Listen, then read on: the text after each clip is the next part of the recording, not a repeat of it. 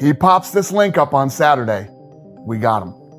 And we will arrest him, and I will prosecute him. Alright, so Dana White is at it again. If you followed his ongoing war against illegal streaming, you'll know by now he's made some, let's just say, bold claims. From wiretapping people's homes to promising to take down major streaming sites, Dana has been on a mission to end internet piracy, but how much of what he's saying is actually true? Trust me, we know exactly how to combat piracy. Today we're going to break down why Dana's war on piracy isn't working, why it's actually hilarious, and how streamers like StreamEast are literally daring him to try and shut them down. I will not be nice. I will not give him any leniency whatsoever. Let's be real here. Dana's been saying stuff like this for years, but illegal streaming is still thriving, probably more than ever. So why are these threats so ineffective? Because Dana doesn't actually understand how any of this works.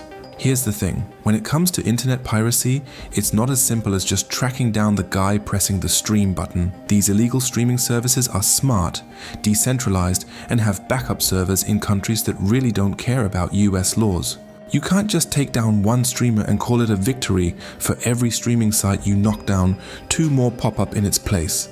It's like trying to swat a fly with a wrecking ball. It's never going to be effective. And I love how cool and tough these guys act on social media. Because let me tell you what, we've caught a lot of people.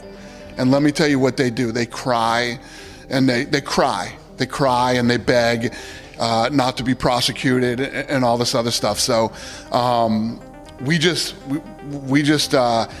overcame a huge hurdle in the piracy world, and we're gonna catch some of these guys in 2021, and I look forward to the crying and the... So now he's saying they're making streamers cry and beg not to be caught. He's out here thinking he's Tony Soprano, while the actual streamers are running circles around him. And honestly, these streamers probably aren't losing any sleep over Dana's tough guy act. This is where it gets really funny. After one of Dana's recent threats, one of the biggest illegal streaming websites, StreamEast, literally tweeted out challenging him. They basically said, "Come at me, bro." They even pointed out that the UFC's overpriced pay-per-view events are one of the main reasons people flock to illegal streams, and they're not wrong. Let's talk about the real issue here. Why do so many people use illegal streams?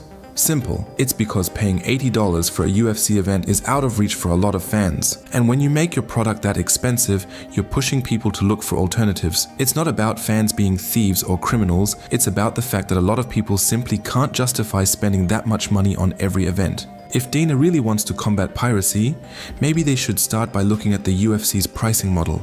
Because I guarantee you, if the cost of watching a fight wasn't so outrageous, there wouldn't be nearly as many people looking for illegal streams. Now, we've seen Dana make a lot of wild claims over the years, but my favorite one has to be when he claimed that during UFC 257, they were actively tracking a streamer and were ready to take them down. We're watching his house. We're listening to his phone conversations.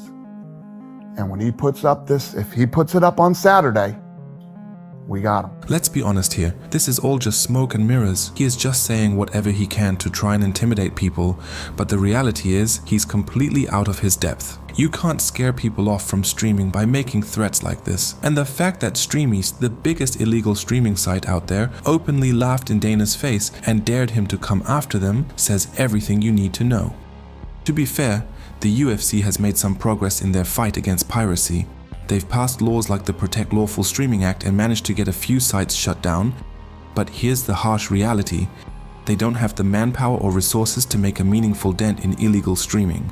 And it's not just the UFC struggling with this. Now, in a letter to shareholders just earlier this week, Netflix points out that there's another viable threat.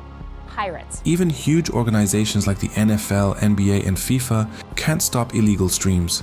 The internet is just too vast and too smart for these traditional tactics to work. Unless there's a major shift in how sports are priced and distributed, piracy is always going to be a part of the equation.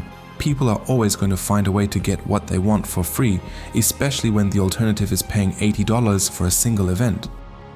So, what do you think? Is Dana's war on illegal streams as hopeless as it seems? And do you think there's anything the UFC can actually do to put a dent in piracy? Let me know in the comments below if you think there's a real solution, or if you think Dana's just fighting a losing battle. Thanks for watching.